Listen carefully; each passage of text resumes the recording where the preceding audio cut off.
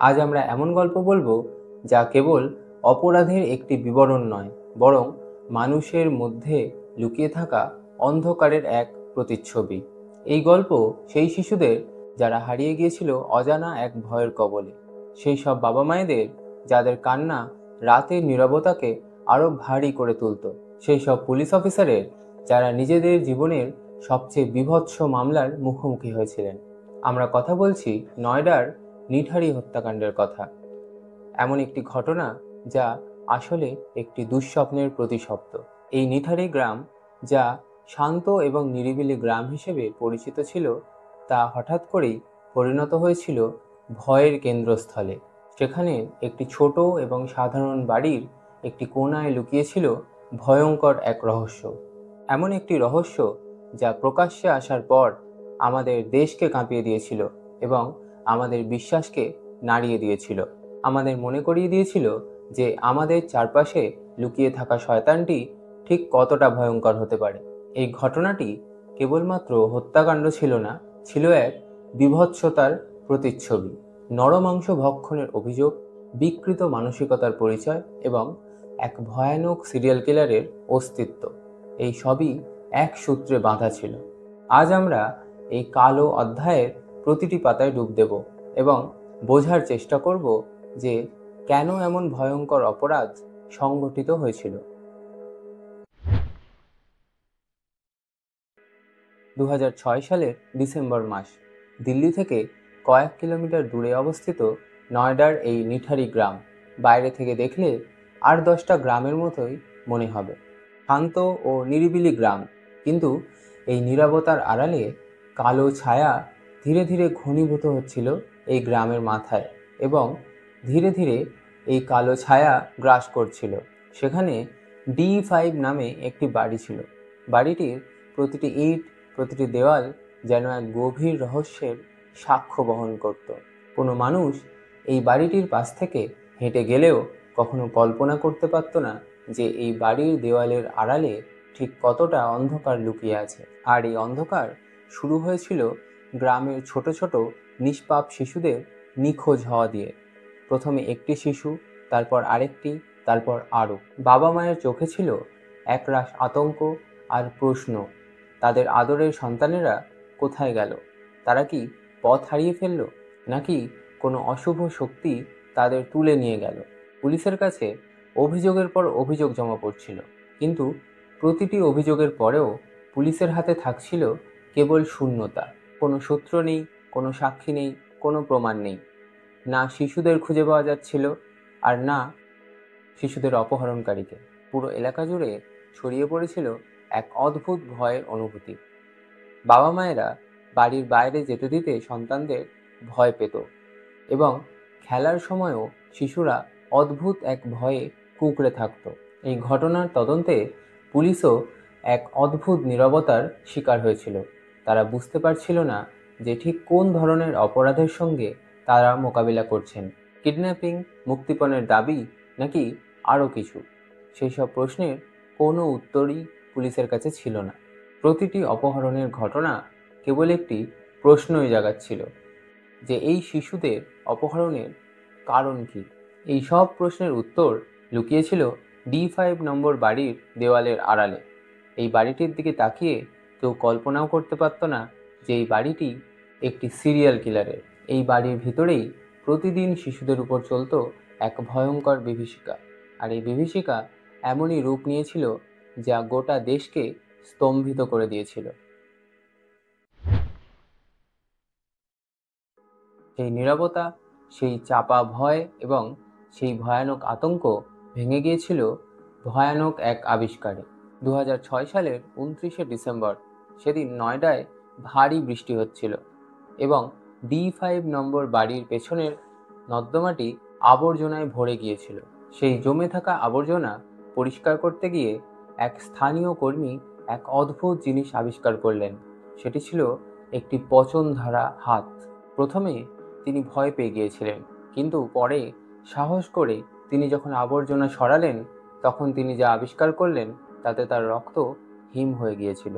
একটি বাচ্চার মাথার খুলি, সঙ্গে আরও কিছু পচা দেহাবশেষ। তার হাত পা কাঁপছিল। তিনি সঙ্গে সঙ্গে পুলিশকে খবর দিলেন। পুলিশ যখন ঘটনাস্থলে পৌঁছলো তখন তারা বৃষ্টির মধ্যেই তদন্ত শুরু করলো। প্রথমে তারা একটি কঙ্কালই দেখতে পেয়েছিল, কিন্তু ধীরে ধীরে তারা যত গভীরে প্রবেশ করতে শুরু করলো তারা স্তম্ভিত হয়ে গেল। একটি নয়, দুটি নয়, ধীরে ধীরে তারা আরও কঙ্কাল খুঁজে পেল। ছোট ছোট মাথার খুলি, ছেঁড়া জামাকাপড়, হাড়গোড় সব কিছু যেন ড্রেনের জলের সঙ্গে মিশে গিয়েছিল। সব কিছু দেখার পর অভিজ্ঞ অফিসারেরাও শিউরে উঠেছিলেন। পুলিশ মোট ১৯টি কঙ্কাল উদ্ধার করেছিল, যার মধ্যে বেশিরভাগই ছিল শিশুদের, এবং এই কঙ্কালগুলির জামাকাপড় দেখে বোঝা যাচ্ছিল যে এই কঙ্কালগুলি সেই শিশুদেরই কঙ্কাল যারা কয়েক মাস ধরে নিখোঁজ ছিল। এই ঘটনার পর গোটা দেশ স্তব্ধ হয়ে গিয়েছিল। সবাই বুঝতে পারছিল যে এটা কোনো সাধারণ ঘটনা নয়, এর পিছনে লুকিয়ে আছে কোনো সিরিয়াল কিলারের হাত। এই ঘটনা কেবলমাত্র একটি তদন্তের সূত্রপাত করেনি, এই ঘটনা ভারতের সবচেয়ে ভয়ঙ্কর সিরিয়াল কিলিং কেসের পর্দা উন্মোচন করেছিল। কে ছিল এই খুনি? কেনই বা সে এই শিশুদের হত্যা করেছিল? এই সমস্ত প্রশ্নের উত্তর লুকিয়েছিল D5 নম্বর বাড়ির ভিতরে। কিন্তু এই উত্তরগুলি এতটাই ভয়ঙ্কর ছিল যে যা শুনলে আজও মানুষ শিউরে ওঠে। কঙ্কাল উদ্ধারের পর খুব স্বাভাবিকভাবেই তদন্তের তীর ঘুরে যায় D5 নম্বর বাড়ির দিকে। পুলিশ প্রায় সঙ্গে সঙ্গেই D5 বাড়ির মালিক মনিন্দর সিং পান্ধে এবং সেই বাড়ির কাজের লোক সুরিন্দর কোলিকে আটক করে। পান্ধে ছিল সমাজের এক প্রতিষ্ঠিত ব্যবসায়ী, পোশাকে মার্জিত এবং কথাবার্তায় অত্যন্ত আত্মবিশ্বাসী। অন্যদিকে কোলি ছিল শান্ত ও চাপা স্বভাবের মানুষ, যার চোখের দিকে তাকালে এক অদ্ভুত শূন্যতা অনুভব হতো। প্রাথমিক জিজ্ঞাসাবাদে মনিন্দর সিং পান্ধে নিজেকে নির্দোষ বলে দাবি করেন। তিনি বলেছিলেন যে আমি একজন ব্যবসায়ী, এসবের সঙ্গে আমার কোনো যোগাযোগ নেই। পান্ধের কথা শুনে পুলিশও প্রথমে দ্বিধাগ্রস্ত হয়ে পড়েছিল। তারা ভেবেছিল যে পান্ধের মতো ব্যক্তি সত্যিই কি এত ভয়ঙ্কর অপরাধের সঙ্গে যুক্ত থাকতে পারে। কিন্তু আসল খেলাটা শুরু হলো যখন সুরিন্দর কোলিকে জিজ্ঞাসাবাদ শুরু হলো।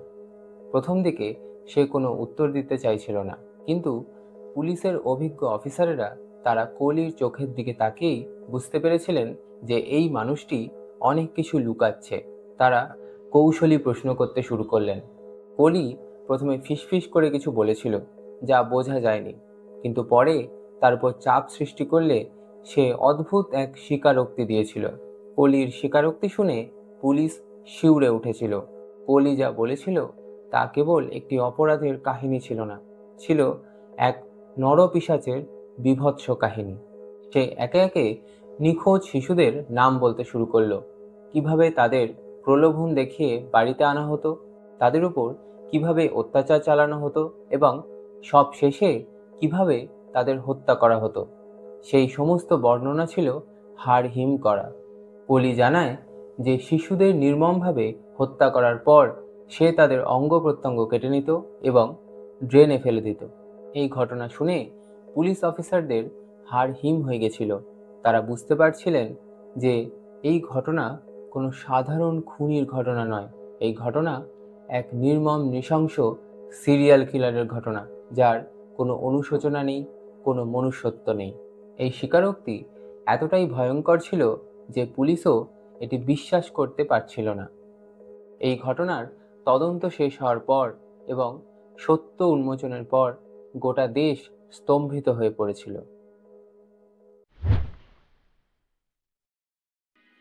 সুরিন্দর কোলি একে একে বর্ণনা করতে শুরু করে। সে জানায় কিভাবে প্রলোভন দেখিয়ে সে একে একে শিশুদের নিয়ে আসতো, তারপর তাদের উপর চলতো যৌন নির্যাতন। শুধু তাই নয়, সে তাদের নৃশংসভাবে হত্যা করত, শরীরের কিছু অংশ খেত এবং বাকিটা ড্রেনের জলে ফেলে দিত। কোলির স্বীকারোক্তি অনুযায়ী পান্ধেও এই বিষয়ে জানতেন এবং কখনো কখনো তিনি জড়িতও ছিলেন। কোলির এই স্বীকারোক্তি ছড়িয়ে পড়ার পর গোটা দেশে এক আতঙ্কের সৃষ্টি হয়। নরমাংস ভক্ষণের অভিযোগ, যা কোনো মতেই মানুষ মেনে নিতে পারছিল না সেই নরমাংস ভক্ষণেরই অভিযোগ ওঠে এই মামলায়। মিডিয়াতে এই ঘটনা নিয়ে তোলপাড় শুরু হয়।